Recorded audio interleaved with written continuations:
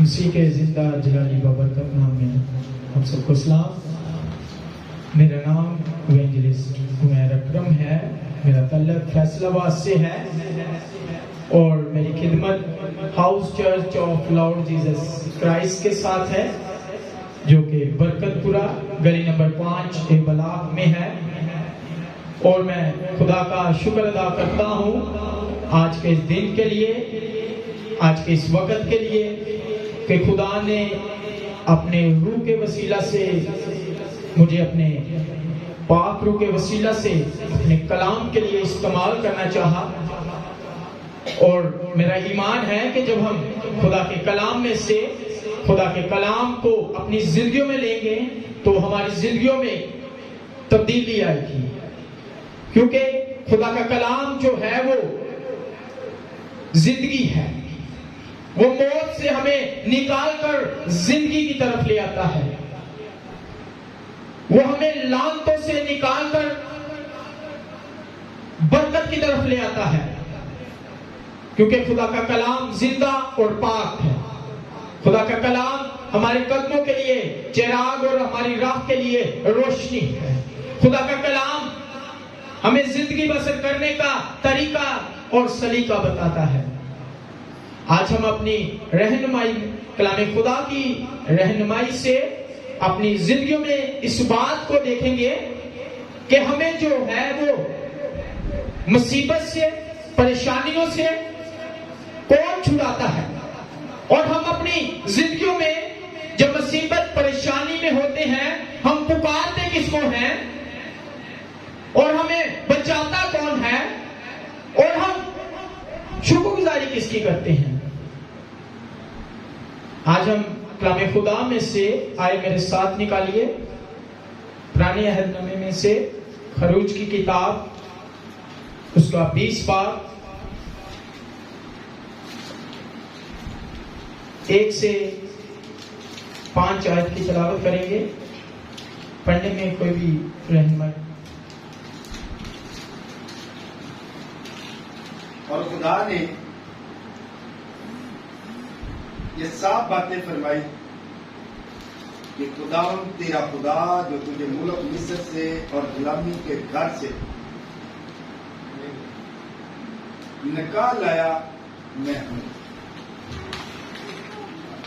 میرے حضور تو غیر معبودوں کو نہ ماننا، تو اپنے لیے کوئی تراشی ہوئی مورت نہ بنانا، نہ کسی چیز کی صورت بنانا جو اوپر آسمان میں یا نیچے زمین پر یا زمین کے نیچے پانی میں ہے، تو ان کے آگے سجدہ نہ کرنا اور نہ ان کی عبادت کرنا، کیونکہ میں خداوند تیرا خدا کیوں خدا ہوں، اور جو مجھ سے عداوت رکھتے ہیں ان کی اولاد کو 3 اور 4 پشت تک باپ دادا کی بدکاری کی سزا دیتا ہوں۔ آمین۔ کلام خدا کے پڑھے اور سنے جانے پر خداوند کی خاص برکت ہو۔ ہم نے پہلی آیت میں جب سنا کلام خدا کیا فرماتا ہے ہماری رہنمائی کے لیے، تو وہاں پر بیان ہے اور خدا نے یہ سب باتیں فرمائی کہ خداوند تیرا خدا جو تجھے ملک مصر سے اور غلامی کے گھر سے نکال لایا، کون ہے؟ میں ہوں۔ خدا کہتا ہے میں ہوں وہ جو تجھے دکھوں سے نکال لایا، جو تجھے پریشانیوں سے نکال لایا۔ کیونکہ جب خدا موسیٰ سے ہم کلام ہوتا ہے تو خدا موسیٰ کو کیا فرماتا ہے کہ میں نے کس کے غم دیکھے، کس کی دکھ سنی، کس کی رونے کی آواز سنی؟ اپنے لوگوں کی جو غلامی کر رہے ہیں، جو مصیبت اٹھا رہے ہیں، جو دکھ اٹھا رہے ہیں، میں ان کے لیے تجھ کو کھڑا کرتا ہوں کہ تو ان کو اس ملک سے نکالے گا، تو ان کی رہنمائی کرے گا۔ خدا نے اپنے بندہ موسیٰ کو اس کام کے لیے کھڑا کیا، تیار کیا کہ کہ وہ لوگوں کو چھڑا کر لائے، جن کو خدا نے پیدا کیا ہے، جن سے خدا محبت کرتا ہے، وہ انسان دکھ میں ہے، وہ انسان پریشانی میں ہے۔ خدا نے یہ دیکھا اور خدا نیچے آیا، خدا موسیٰ سے ہم کلام ہوا اور خدا نے اس کو تیار کیا۔ ہاللیلویا۔ خدا وسیلہ پیدا کرتا ہے اور خدا نے موسیٰ کو کھڑا کیا۔ ہم انسانوں میں سے کوئی غم زدہ ہوتا ہے، کوئی پریشان ہوتا ہے، کوئی بیمار ہوتا ہے، تو خدا کیا کرتا ہے؟ کیا خدا خود تو نیچے نہیں آتا؟ خدا انسان میں ہو کر آتا ہے، خدا روح میں کام کرتا ہے۔ خدا کا روح جو ہے وہ انسان کو اس قدر گھائل کرتا ہے کہ ہم مجبور ہو جاتے ہیں اس کی مدد کریں۔ اگر ہم اپنی سوچ سے، اپنے دل سے چاہیں کسی کی مدد کرنا تو یہ نہیں ہو سکتا، کیونکہ ہم سب کے خاندان ہیں، سب کے بچے ہیں۔ ہم اپنے بچوں کا سوچیں گے، ہم اپنی بیویوں کا سوچیں گے، ہم اپنے باپ کا سوچیں گے، ہم اپنی ماں کا سوچیں گے۔ ہم یہ نہیں سوچیں گے کہ یہ شخص مصیبت میں ہے، یہ شخص دکھ میں ہے، وہ بے شک روتا جائے۔ خدا کیا کرتا ہے؟ خدا انسان میں ہو کر آتا ہے، خدا انسان کی سوچوں کو بدل دیتا ہے، خدا انسان کے دل کو بدل دیتا ہے۔ ہم نہ چاہتے ہوئے بھی دوسرے کی مدد کرتے ہیں، وہ کیوں؟ کیونکہ خدا کا روح ہمیں گائیڈ کرتا ہے، خدا وسیلہ پیدا کرتا ہے۔ خدا نے یہاں پر موسیٰ کو وسیلہ پیدا کیا، اور ہم جانتے ہیں خدا نے ان کو کس قدر جو ہے وہ ملک مصر سے نکالا۔ آگے پانی، پیچھے فوجیں، رستہ نہیں، کہاں جائیں؟ پانی میں جائیں تو مرے، پیچھے جائیں تو مرے۔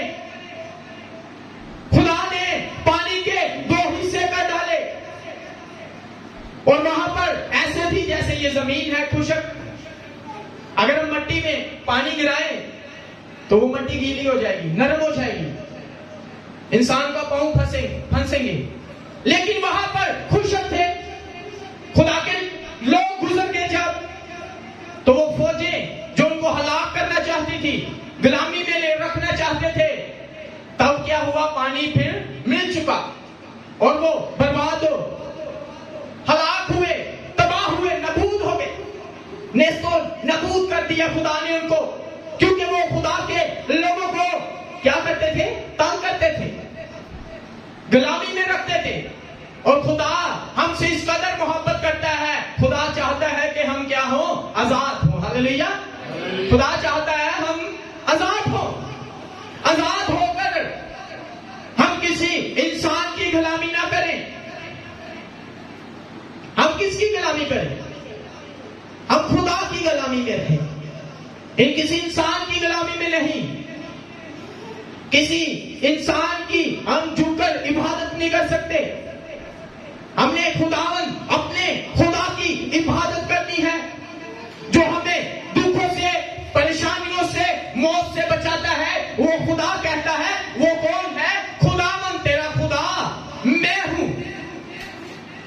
اور خدا حکم دے رہا ہے اس بات کا ہمیں کہ جو تجھے موت سے نکالتا ہے، پریشانیوں سے نکالتا ہے، تو اس کے حضور کوئی معبود کی عبادت مت کرنا، تو صرف اس کی عبادت کرنا، یہ ہمیں حکم ہے۔ یہ ہمارے لیے کیا ہے؟ حکم ہے۔ اور کلام اس بات کو بیان کرتا ہے، جو خدا کا حکم نہیں مانتا، اس پر مصیبت آتی ہے، پریشانی آتی ہے، آفت آتی ہے۔ ہم دیکھتے ہیں کلام خدا میں سے یونا نبی کو، تو خدا اسے کیا کرتا ہے؟ حکم دیتا ہے، اور وہ کیا حکم دیتا ہے؟ کہ تو کہاں پر جا؟ کتنے لوگ جانتے ہیں خدا کیا حکم دیتا ہے؟ کہ تو کہاں پر جا؟ نینوا جا، اور وہ کہاں پر جاتا ہے؟ وہ کہاں پر جاتا ہے؟ مل کر کہیں گے. اور یہاں پر کیا ہوا؟ نافرمانی ہو گئی، یعنی خدا کے حکم کی نافرمانی کی. خدا اسے بھیجتا ہے کہ میرے لوگوں کے پاس نینوا شہر میں جا، اور وہ ترسیس کو چلا جاتا ہے، خدا کی نافرمانی کرتا ہے اور کلام بیان کرتا ہے کہ وہ جس جہاز میں بیٹھا تھا، جہاں وہ سفر کر رہا تھا، وہاں بڑا طوفان آیا، بڑی آندھی آئی، اور وہ کتنے دن مچھلی کے پیٹ میں رہا؟ وہ 3 دن مچھلی کے پیٹ میں، یعنی قبر کے عذاب میں رہا. لیکن یہاں پر جب ہم اس کتاب پر، یونا نبی کی کتاب پر پڑھتے ہیں، غور کرتے ہیں، تو بڑی خاص بات ہے ہماری زندگیوں کے لیے. جب وہ خدا کے حکم کی نافرمانی کرتا ہے، اس پر کیا ہوتا ہے؟ مصیبت آتی ہے، تنگی آتی ہے، پریشانی آتی ہے. لیکن جیسے ہی وہ جان لیتا ہے کہ میں نے خدا کے حضور نافرمانی کی ہے، اس بات کے لیے توبہ کرتا ہے، خدا کے حضور فریاد کرتا ہے کہ مجھے بچا. تو خدا کیا کرتا ہے؟ 3 دن مچھلی کے پیٹ میں رہا ہے. وہاں پر ظاہری بات ہے، نہ اس نے کچھ کھایا ہوگا نہ پیا ہوگا. لیکن جیسے ہی وہ توبہ کرتا ہے، خدا کے حضور فریاد کرتا، منت کرتا ہے، تو خدا کیا کرتا ہے؟ اپنی قدرت کے وسیلہ سے اس مچھلی کو حکم دیتا ہے کہ اس کو نینوا شہر میں جا کر وہ اپنے پیٹ سے باہر نکال دے. خدا جیسے ہی انسان توبہ کرتا ہے تو خدا اس کو ویسے ہی برکت دے دیتا ہے، اس کو بحال کر دیتا ہے، اس کی پریشانیوں، دکھوں، مصیبتوں سے خدا اسے نکال دیتا ہے. اور جب ہم دیکھتے ہیں تو یہاں پر خدا اسرائیلیوں کو بچاتا ہے، خدا موسیٰ کو وسیلہ کھڑا کرتا ہے، اور خدا یہ حکم دیتا ہے. یہ حکم ہے، یہ ہمارے لیے حکم ہے. میرے حضور تو غیر معبودوں کو نہ ماننا. اور جب ہم اس آیت کو نمبر 3 کو دیکھتے ہیں تو یہ بڑی خاص بات ہے. جیسے ہی ہم اس حکم کو توڑتے ہیں تو زبور 16 میں لکھا ہے، غیر معبودوں کے پیچھے بھاگنے والوں کا غم کیا ہوتا ہے؟ بڑھ جاتا ہے. جیسے ہی ہم خدا کے حکم کو توڑتے ہیں، ہمارا غم کیا ہوتا ہے؟ کم نہیں ہوتا بلکہ بڑھ جاتا ہے. اور چوتھی آیت میں لکھا ہے، تو اپنے لیے کوئی تراشی ہوئی مورت نہ بنانا. کوئی یہاں پر یہ نہیں کہ تو فلانی مورت کے آگے سجدہ کر سکتا ہے، تو اس کی مورت کے آگے سجدہ نہیں کرنا، بلکہ خدا ہمیں ہر ایک چیز سے روک رہا ہے. کوئی تراشی ہوئی مورت نہ بنانا، نہ کسی چیز کی، نہ کسی، غور کرنے والی بات ہے، نہ کسی چیز کی، نہ کسی چیز کی صورت بنانا جو اوپر آسمان میں یا نیچے زمین پر یا زمین کے نیچے پانی میں، تو ان کے آگے سجدہ نہ کرنا اور نہ ان کی عبادت کرنا، کیونکہ میں خداوند تیرا خدا غیور خدا ہوں. ہاللیلویہ. میں تیرا خدا غیور خدا ہوں، یعنی غیرت رکھنے والا خدا ہوں میں. تو میرے حضور کسی بھی چیز کی مورت نہ بنانا، وہ چاہے آسمان پہ یا زمین میں یا زمین کے نیچے، کسی بھی چیز سے. جب ہم دیکھتے ہیں ہم پر مصیبت، پریشانی، آفت آتی ہے تو ہم خدا کے حضور میں دعا کرتے ہیں، التجا کرتے ہیں، خدا ہمیں بچا. تو بچانے کی قدرت رکھتا ہے. جب ہم مصیبت، پریشانی سے نکل جاتے ہیں تو ہم کیا کرتے ہیں؟ کیا کرتے ہیں؟ مجھے فلانے نے یہ مشورہ دیا تھا، میں ٹھیک ہوں، میرے ہاتھ میں یہ دھاگا ہے، میں اب ٹھیک ہوں. یہ بت پرستی، یہ غیر معبودوں کو ماننا، یہ سب باتیں ہیں. میرے زندگی میں یہ پریشانی تھی، مجھے یہ بیماری تھی، مجھے فلانے نے کہا تو اپنے پاس یہ رکھ تو ٹھیک ہو جائے. ہرگز نہیں. خدا کا کلام بیان کرتا ہے کہ غیر معبودوں کے پیچھے دوڑنے والوں کا غم بڑھ جائے گا نہ کہ کم ہوگا۔ خدا جو انسان کو اپنی صورت پر بناتا ہے، کیونکہ خدا انسان سے محبت کرتا ہے اور خدا نہیں چاہتا کہ میرا محبت کرنے والا کسی اور کو سجدہ کرے۔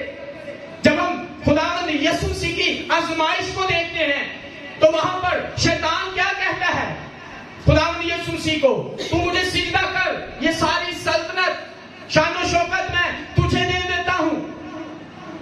اور خداوند کیا کہتا ہے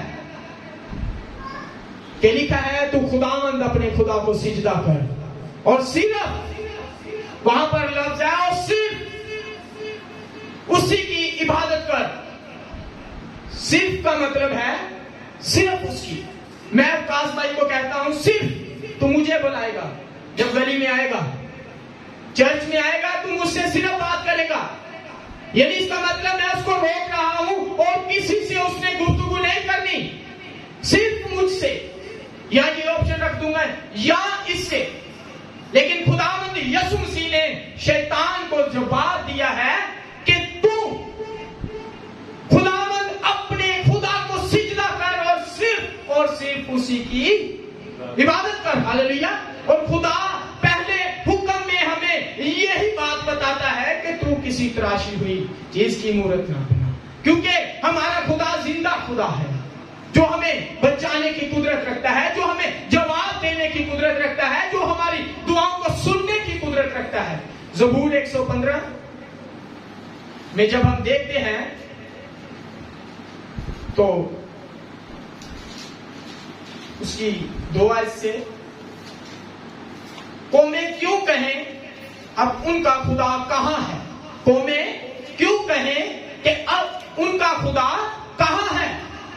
ہمارا خدا تو آسمان پر ہے۔ ہاللیلویا۔ ہمارا خدا تو آسمان پر ہے، اور کلام بیان کرتا ہے خدا ایک ہی ہے، اور وہ خدا ہمارا جو ہے وہ آسمان پر ہے، اور وہ زندہ ہے، وہ پاک ہے، وہ قدوس ہے۔ جو انسان زندہ ہوتا ہے وہی محبت رکھتا ہے، ہاللیلویا، وہی بچانے کی قدرت رکھتا ہے۔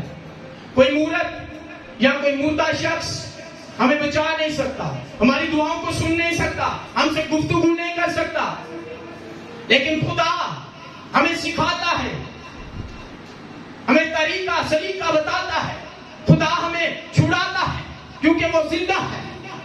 اور کلام خدا بیان کرتا ہے اس نے جو کچھ چاہا وہی کیا۔ ان کے بت چاندی اور سونا ہے، یعنی آدمی کی دستکاری۔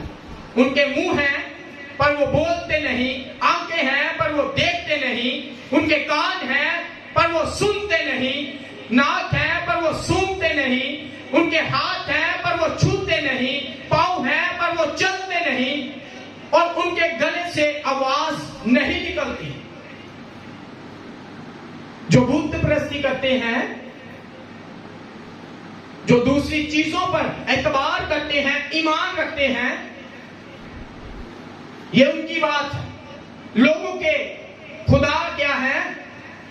چاندی اور سونا، یعنی بت پرستی۔ منہ ہے بولتے نہیں، کان ہے سنتے نہیں، ناک ہے سونگتے نہیں، پیر ہیں چلتے نہیں، لیکن میرا اور آپ کا خدا جو زندہ ہے، چلتا ہے، چھوتا ہے، بولتا ہے، سنتا ہے۔ ہاللیلویا۔ یہ بڑی بات ہے کہ ہم جس خدا کو مانتے ہیں وہ زندہ خدا ہے، وہ مردہ نہیں، وہ ہماری سن سکتا ہے۔ اگر مثال کے طور پر میں ڈیڈ ہو چکا ہوں تو مجھے کیا سنے گا؟ کوئی مجھ سے بات کرے گا، مجھے سنے گا؟ کیا میں جواب دوں گا؟ نہیں، کیونکہ میری روح نکل گئی، یہ مٹی ہے۔ لیکن خدا زندہ ہے، خدا سنتا۔ کیوں ہم کہتے ہیں خداوند تو بچانے کی قدرت رکھتا ہے؟ کیونکہ وہ زندہ ہے۔ ہاللیلویا۔ اور خدا یہ نہیں چاہتا کہ ہم کسی بت کو سجدہ کریں، کوئی بھی بت ہو، خداوند ہم دیکھتے ہیں ہمارے مسیحوں میں ہی بہت سے تفرقے ہیں، تفرقے پڑ گئے ہیں، بہت سے لوگ بت پرستی کر رہے ہیں مسیحت میں رہ کر بھی۔ خدا ان سے نہیں خوش۔ خدا ان کے بارے میں کیا کہتا ہے؟ لکھا ہے پاؤں ہے پر وہ چلتے نہیں اور ان کے گلے سے آواز نہیں نکلتی۔ 8 آیت میں ہم جب غور کرتے ہیں تو وہاں پر بت پرستی کرنے والوں کے لیے بات ہے، ان کے بنانے والے انہی کی مانند ہو جائیں گے، بلکہ وہ سب جو ان پر بھروسہ رکھتے ہیں، بلکہ وہ سب جو اس بھروسے سے سجدہ کرتے ہیں، عبادت کرتے ہیں، دعائیں کرتے ہیں، وہ سب کیا ہوں گے؟ انہی کی مانند ہو جائیں گے۔ اور خدا جب ہم خروج کی کتاب میں دیکھتے ہیں تو وہاں پر لکھا ہے، وہاں پر ہم اس کی 5 آیت سے پڑھیں گے تو لکھا ہے تو ان کے آگے سجدہ نہ کرنا اور نہ ان کی عبادت کرنا، کیونکہ میں خداوند تیرا خدا غیور خدا ہوں، اور مجھ سے عداوت رکھتے ہیں ان کی اولاد کو 3 اور 4 پشت تک باپ دادا کی بدکاریوں کی سزا دیتا ہوں، اور ہزاروں پر جو مجھ سے محبت رکھتے، اور میرے خاص بات ہے جس پر آج ہم بات کر رہے ہیں، حکم، کہ خدا کے جب ہم حکموں کی نافرمانی کرتے ہیں تو ہماری زندگیوں میں مصیبت، دکھ، پریشانیاں آتی ہیں۔ یہاں پر لکھا ہے جو خدا سے عداوت رکھتے ہیں وہ 3 اور 4 پشت تک باپ دادا کی بدکاریوں کی سزا دیتا ہے۔ اور یہاں پر 6 آیت میں سب سے بڑھ کر بات ہے، اور ہزاروں پر جو مجھ سے محبت رکھتے اور میرے حکموں کو مانتے ہیں رحم کرتا ہوں۔ ہاللیلویا۔ یہاں پر بھی خدا نے انسان کے لیے یہ سہولت دی ہے، کیونکہ خدا انسان سے محبت کرتا ہے۔ خدا نہیں چاہتا اپنے بیٹیوں بیٹوں کو دکھ میں دیکھے۔ خدا نے یہاں پر دیکھی کیسی بات ہے، جو محبت رکھتے ہیں ان پر ہزاروں پر 1000 پشتوں تک خدا ان پر رحم کرتا ہے۔ لیکن جو دعوت رکھتے ہیں یہاں پر خدا نے اتنا بڑا نہیں رکھا، پھر بھی خدا ان کو موقع دیتا ہے کہ 3 اور 4 پشت تک سزا دے کر شاید 5ویں پشت میرے حضور عبادت کرنے میں، 6ٹھی پشت میرے حضور جھک جائے، 7ویں پشت میرے حضور جھک جائے۔ لیکن جو محبت کرتے ہیں خدا کہتا ہے ہزاروں پر میں رحم کرتا ہوں۔ تو ضرورت ہے ہمیں خدا کے رحم کی، خدا کے فضل کی، اور وہ فضل، وہ رحم کب ہماری زندگیوں میں آئے گا؟ جب ہم صرف اور صرف خداوند اپنے خدا کو سجدہ کریں گے اور اسی کی عبادت کریں گے، اس کے ہی نام کو جلال دیں گے اور اس کے حکموں کو مانیں گے۔ آج ہمارے لیے کیا حکم ہے؟ سب سے بڑھ کر ہماری زندگیوں کے لیے کیا حکم ہے؟ خدا کہتا ہے میں تم کو ایک نیا حکم دیتا ہوں، اور وہ نیا حکم کیا ہے؟ جب ہم یوحنا کی انجیل کا مطالعہ کرتے ہیں تو وہاں پر خداوند یسوع مسیح ہمیں ایک حکم دے کر جاتا ہے، اور وہ حکم کیا ہے؟ اس نے کہا جیسی محبت میں نے تم لوگوں سے کی ہے ویسی ہی تم ایک دوسرے سے رکھو، تاکہ لوگ تم کو جانیں کہ تم کیا ہو، میرے شاگرد ہو۔ خدا یہاں پر ہمیں حکم دے رہا ہے، ہم نے اس حکم کے ساتھ ساتھ اس حکم کو بھی ماننا ہے، ایک دوسرے سے محبت رکھنی ہے، ایک دوسرے سے پیار کرنا ہے، کیونکہ خدا جو ہے وہ محبت کا خدا ہے۔ اس نے ہم انسانوں سے محبت کی اور ہمارے گناہوں کا کفارہ دیا۔ ہمیں بھی ضرورت ہے ہم اس کے حکموں کو مانیں اور صرف اسی کی عبادت کریں۔ آمین۔ خداوند آپ سب کو اس کلام کے وسیلہ سے بڑی برکت دے، اور ہمارے اس چینل کو سبسکرائب کریں، لائک کریں، اور ہمارے فیس بک کے آفیشیل پیج کو بھی فالو کریں۔ خداوند آپ سب کو بڑی برکت دے۔ آمین۔